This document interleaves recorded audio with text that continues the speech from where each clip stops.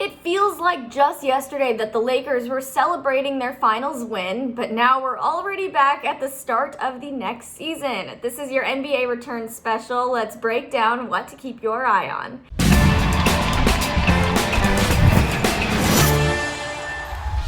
Hey guys, it's Devin Howard. If you're not following me on Instagram, you can find me there as @DevinHoward. Double check that you've subscribed to the Fumble, tap the bell for notifications, and don't forget to hit the thumbs up button for me.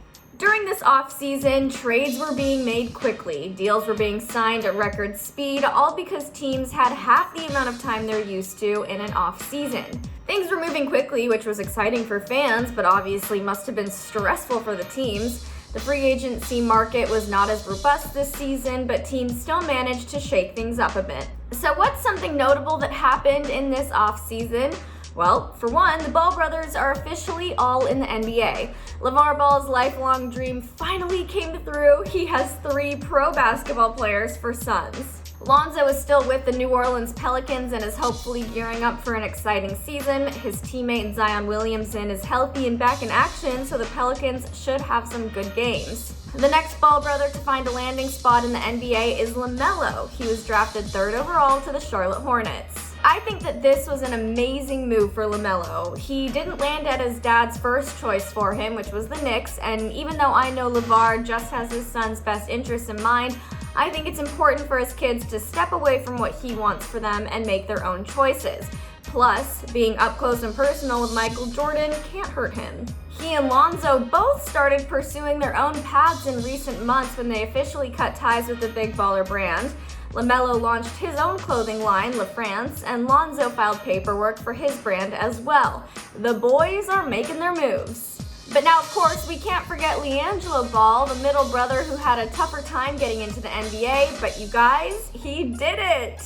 LiAngelo signed a 1-year non-guaranteed contract with the Detroit Pistons, and we just know that LeVar is thrilled. So all 3 Ball brothers are officially NBA players. It'll be interesting to see how things work when they face off against each other this season. The Lakers made several moves with their roster, but 2 guys have pledged their commitment to the LA franchise, Anthony Davis and LeBron James. This super duo is back and ready to take on another season, and I, for one, am absolutely thrilled about it. The team dealt Danny Green, which was honestly the best move for them, but they also did not bring back Rondo after the Dennis Schroeder trade. I felt that Rondo was a critical piece of the Lakers' success in the bubble. His no-nonsense attitude and willingness to speak up helped create a great culture at the team, and that's not even considering his contributions on the court. It's sad to see Rondo go, but what his trade did do is free up some cash for the Lakers, especially considering Rondo was ready to be paid handsomely, as he should. So now he's moved over to the Hawks. He agreed to a 2-year, $15 million contract with the team, and he'll be working alongside Trae Young, which will be interesting to see. According to sports betting sites, the Lakers are still the favorites to win the title this season, but honestly, it is way too soon for those kinds of predictions, especially because we have the Warriors back up and running, for the most part again, and the Nets, who could turn out to be a huge threat. Let's talk about the Warriors. Steph and Klay were healthy and ready to suit up again. Steph even said that he couldn't wait to get back out there and play a game. But tragedy struck when Klay Thompson injured his other leg. It was truly devastating to hear about this news. Klay was just a month away from making his post-injury debut with the Warriors when he hurt himself during a pickup game in LA. It was a tragic moment for the team, but a lot of analysts and fans believe that Steph and Draymond can lead the team to a playoff spot. They drafted James Wiseman as their center and rim protector. They also acquired Kelly Oubre Jr. in their deal with the Oklahoma City Thunder. Although Kelly Oubre Jr. and Andrew Wiggins play the same position, ESPN's new depth chart has Andrew Wiggins starting as a shooting guard, while Oubre retains his position as a small forward. Losing Klay Thompson was a major blow to the team, but they do play a positionless, fast-paced style of game, so traditional spots don't have as much meaning, which means there's a lot of room for movement, trial, and error. Draymond and Steph will be in their usual positions, so their 2020-2021 season, though it hasn't and won't be smooth sailing, might not be so bad after all. Now let's talk about the Rockets. They basically imploded this year, missing yet another title opportunity. They lost their head coach and GM, and James Harden and Russell Westbrook made it very clear that they wanted out of Houston. Initially, the Rockets struggled to shop Russ. His massive contract and less than stellar performance last season made him a hard sell. But earlier this month, a deal was done. His wish was granted after the Rockets acquired John Wall, sending Russ packing to Washington. Wizards GM Tommy Shepard and the Rockets' Raphael Stone apparently hadn't talked in weeks, but once Russell refused to report to Houston for the start of training camp, a deal was quickly underway. Even though there was little interest in Russ across the league, I guess the Wizards were willing to deal John Wall, who missed the entire 2019-2020 season with the team, in order to get a fresh start in Houston. James Harden is good friends with John Wall, but then again, so is Russell, so we'll have to see if John Wall and James Harden are able to play well together. It's interesting because just a month before this deal was made, John and James were spotted playing pickup ball. John seemed fully recovered from his injuries, he looked ready to go, he was explosive, quick, and precise. Check out the clip here.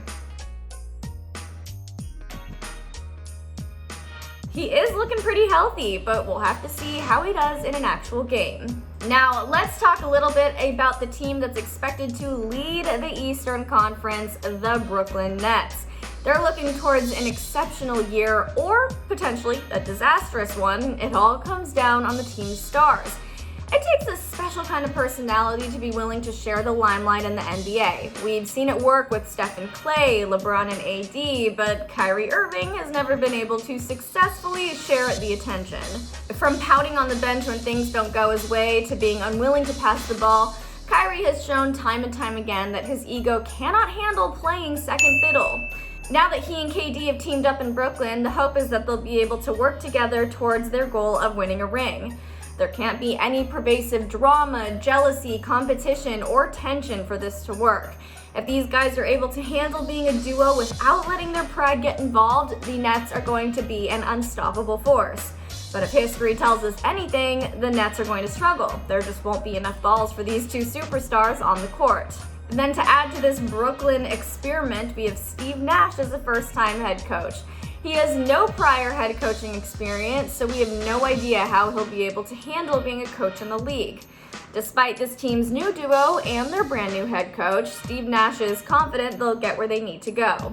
He said, quote, "We are playing for a championship. I don't want to say anything less than a championship isn't a success, but we are playing for a championship and we are going to build accordingly." They're confident, and I hope that it works out. It would be insane to see Kyrie and KD working together and killing it. The Milwaukee Bucks made some trades in the offseason. They basically overhauled their roster. Their early elimination from the playoffs was disappointing. Fans thought that the finals would be between the Bucks and the Lakers, so they needed to figure out what they needed to do to actually be contenders again this season. With Giannis's impending free agency looming closer and closer, the team needed to make a mad dash to convince him to stay. Sure, Giannis has stayed steadfast in his commitment to Milwaukee, but he's an athlete, a great one at that, and if the franchise can't pull it together to win him a ring, he's totally within his right to find that championship somewhere else. There have been rumors that he'll head to the Heat. He already has an apartment there and reportedly usually splits his offseason between South Beach and Greece, so he's already familiar with the neighborhood. But he's still with the team, and now he's surrounded by more talent in Drew Holiday and Bogdan Bogdanovic. Drew is a solid combo guard who can play defense, score consistently, and make plays for his teammates. He's experienced and energetic. Bogdanovic scores with good volume at the wing positions and is really great off the ball. The Bucks have traditionally done well in the regular season. With Giannis at the helm, they've reached the top spot in the Eastern Conference in 2 back-to-back seasons, but missed the finals each time. They really need to fix whatever holds them back in the playoffs, and this new and improved roster might be it. The Bucks could be contenders again, but we've seen how drastically wrong predictions can oftentimes be. Which teams do you think will be title contenders? Who is going to rule the East and the West? Let me know in the comments below. Don't forget to subscribe and tap the bell. I'm Devin Howard for the Fumble, and I'll see you later.